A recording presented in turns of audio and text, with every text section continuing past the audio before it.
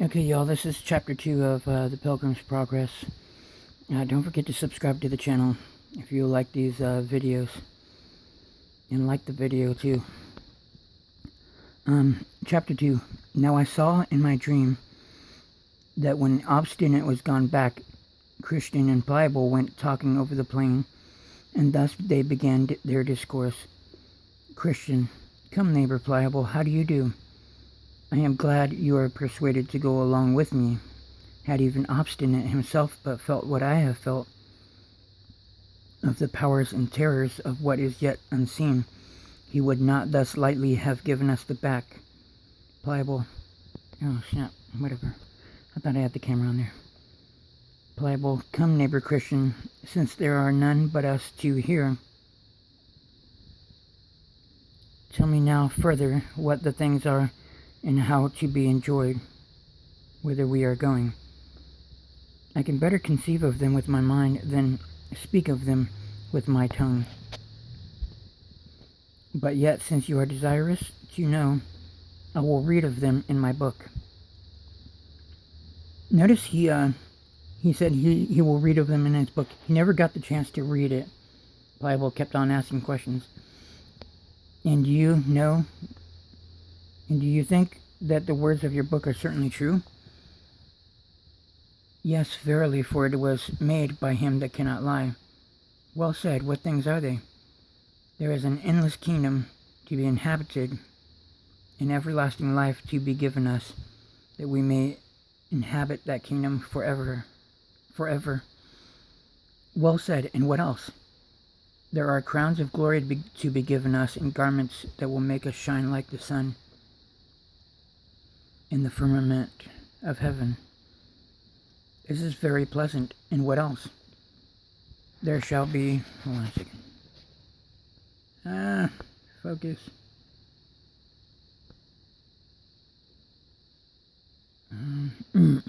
There shall be no more crying nor sorrow, for he that is owner of the place will wipe all tears from our eyes.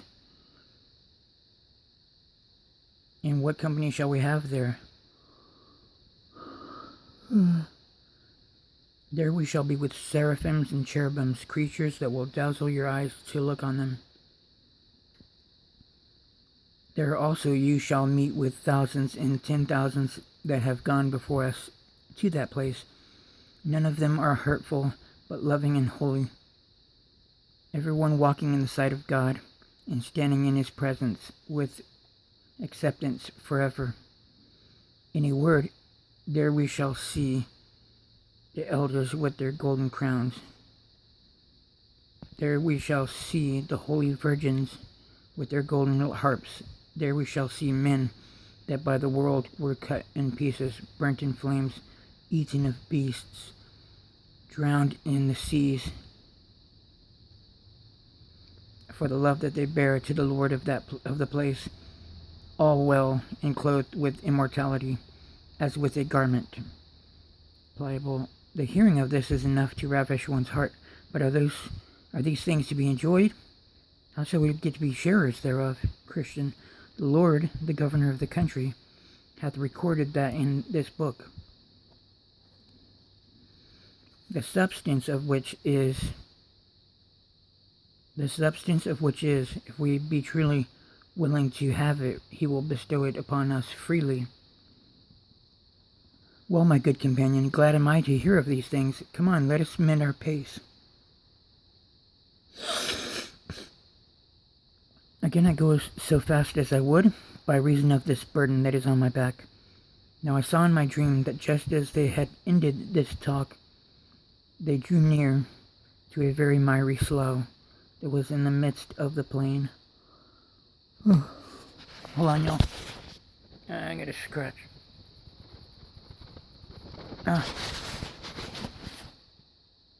Okay.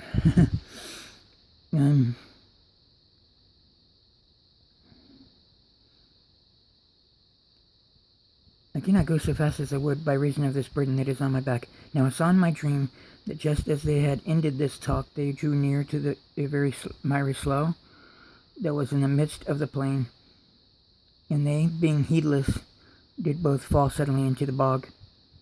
The name of the slough was Despond.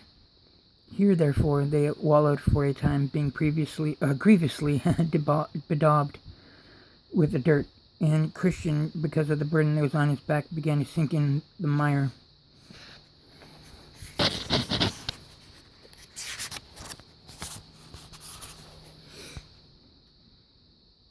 Then said Pliable, "Ah, neighbor Christian, where are you now?"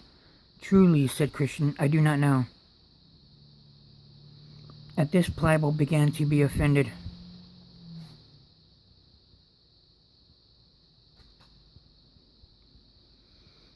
And angrily said to his fellow,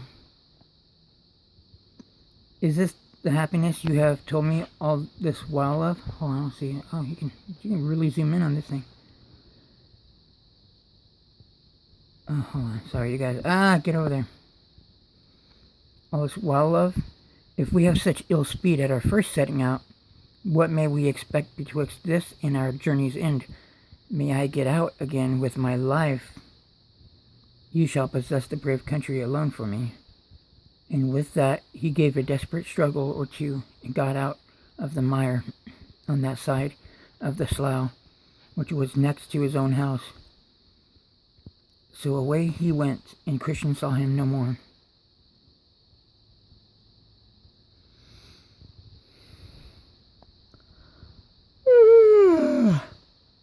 Wherefore Christian was left to tumble in the slough of despond, alone. But still he endeavored to struggle to that side of the slough that was still further from his own house, and next to the wicket gate, the which he did, but could not get out.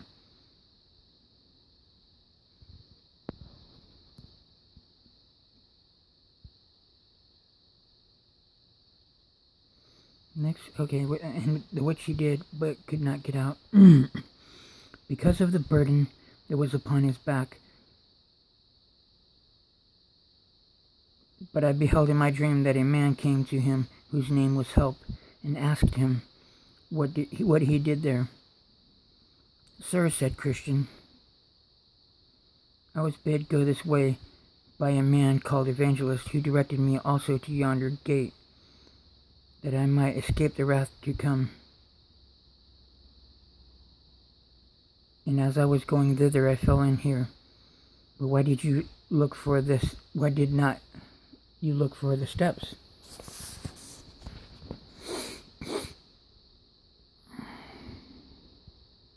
Hold on a second.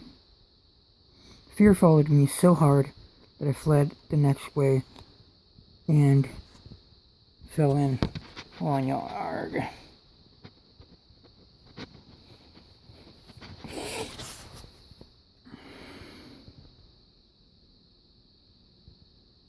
Then said he, "Give me thy hand." So he gave him his hand, and he drew him out, and set him upon sound ground, and bid him go on his way. Then I stepped to him that plucked him out.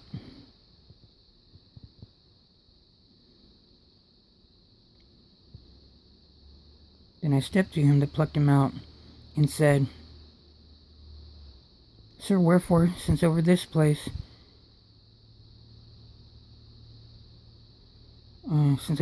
is the way from the city of destruction to yonder gate."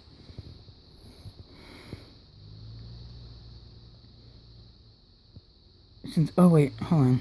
And I stepped to him that plucked him out and said, "Sir, wherefore, since over this place is the way from the city of destruction to yonder gate, is it that this plat is not mended, that poor travelers might go thither with more security?"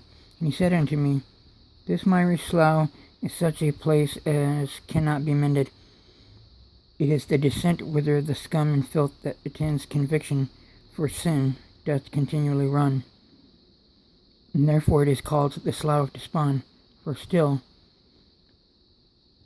as the sinner is awakened about his lost condition, there ariseth in his soul many fears and doubts, and discouraging apprehensions, which all of them get together and settle in this place, and this is the reason of the badness of this ground. It is not the pleasure of the king that this place should remain so bad. His laborers also have, by the direction of his majesty's surveyors been for above the 1600 years employed about this patch of ground, if perhaps it might have been mended.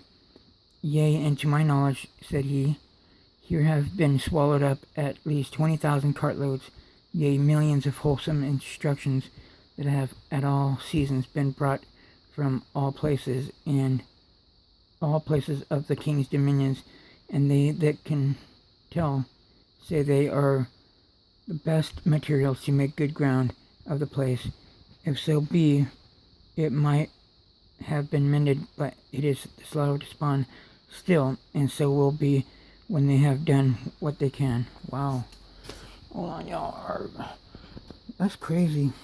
With the best workers or something, best material, still can't do it. That's an interesting topic there. I wonder if that's accurate, though, biblically accurate. Excuse me. And so will be when they have done what they can. Okay. True, there are, by the direction of the lawgiver, certain good and substantial steps placed even through the very midst of this slough. But at such time as this place doth much spew out its filth, as they be. Hold on.